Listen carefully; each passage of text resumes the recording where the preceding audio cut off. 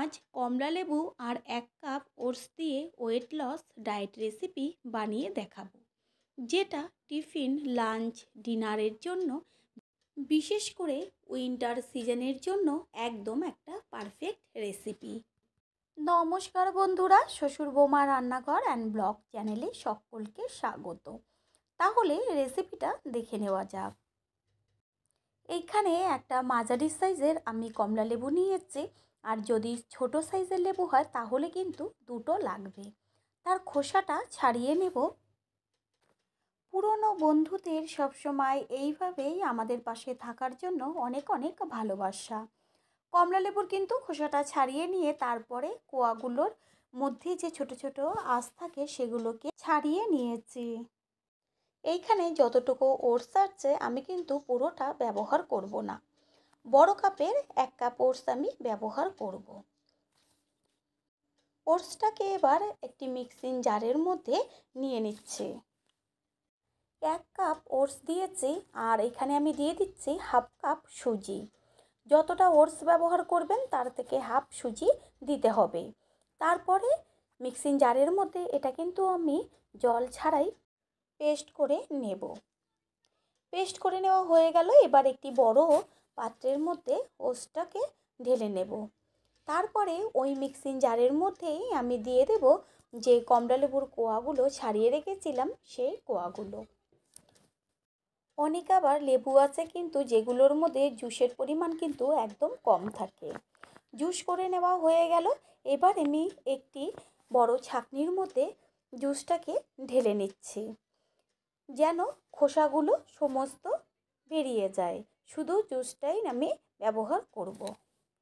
আমাদের কিন্তু প্রতিদিনের খাদ্য তালিকায় ওটস রাখা অত্যন্ত প্রয়োজন। ওটস কোলেস্ট্রল কমাতে সাহায্য করে। ওটসে আছে ফাইবার, প্রোটিন, ভালো ফ্যাট, অ্যান্টিঅক্সিডেন্ট, প্রত্যক্ষ ও পরোক্ষভাবে কিন্তু ডায়াবেটিস কমাতে সাহায্য করে। উচ্চ রক্তচাপ নিয়ন্ত্রণ করে থাকে। যাদের কোষ্ঠকাঠিন্যের সমস্যা সেটাও কিন্তু ওটস খেলে দূর হয়ে যায়। জুসটা সম্পূর্ণ বের করে নেওয়া হয়ে গেল। আবার আমি ওই মিক্সিং জারের মধ্যে দিয়ে দিচ্ছি টক দই। এইখানে আমি 50 গ্রাম টক দই ব্যবহার করেছি। 1 কাপ ওটসে 50 গ্রাম টক দই কিন্তু পারফেক্ট। দেব মিষ্টির জন্য মিশ্রি। এখানে আপনারা মিষ্টির পরিবর্তে মধুও ব্যবহার করতে পারেন, তবে চিনিটা না ব্যবহার করাই ভালো, যেহেতু যারা ডায়েট করে তাদের পক্ষে চিনি কিন্তু একদমই খাওয়া উচিত নয়। তারপরে যে ওটসের মধ্যে আমি দিয়ে দিচ্ছি একদম সামান্য পরিমাণ জল, যেন ওটসটা একটু ভিজে থাকে সেই কারণে। দেব এইখানে হাফ চা চামচ লবণ আর 1 চিমটে খাবার সোডা। লবণ আর খাবার সোডা দিয়ে ভালো করে মিশিয়ে নিয়ে আমি 30 মিনিট একটি ঢাকনা দিয়ে ঢেকে রেখে দেব। 30 মিনিট পর ফিরে এসেছি, আর ঢাকনাটা সরিয়ে নিয়ে এইবার এর মধ্যে আমি দিয়ে দেব যে লেবুর জুসটা করে রেখেছিলাম সেই জুস। প্রথমে কিন্তু সবটুকু আমি দেব না, অল্প অল্প করে কিন্তু জুসটাকে ব্যবহার করব, যেন একদম পাতলা না হয়ে যায়। এটা কিন্তু একটা ঘন ব্যাটার তৈরি হবে। আর দিয়ে দেব যে দই আর মিশ্রি পেস্ট করে রেখেছিলাম সেই পেস্ট। সেই কারণে লেবুর জুসটা কিন্তু একদম অল্প করে আগে দিতে হবে। এইখানে লেবুর জুস আর দই আর মিশ্রির যে পেস্ট সেটাকে ভালো করে আমি মিশিয়ে নেব। ব্যাটারটা কিন্তু একটু সময় নিয়েই মিশিয়ে নিতে হবে। আমি দেখিয়ে দিচ্ছি যে ব্যাটারটা কতখানি পাতলা রাখতে হবে, একদম ঘনও না, থকথকে আবার একদম পাতলাও না। ঠিক এই পর্যায়ে কিন্তু ব্যাটারটা তৈরি করতে হবে। তারপরে গ্যাসের ওভেনে আমি একটা তাওয়া বসিয়েছি। তাওয়াটা গরম করে নিয়ে এর মধ্যে দিয়ে দিচ্ছি 1 চা চামচ ঘি।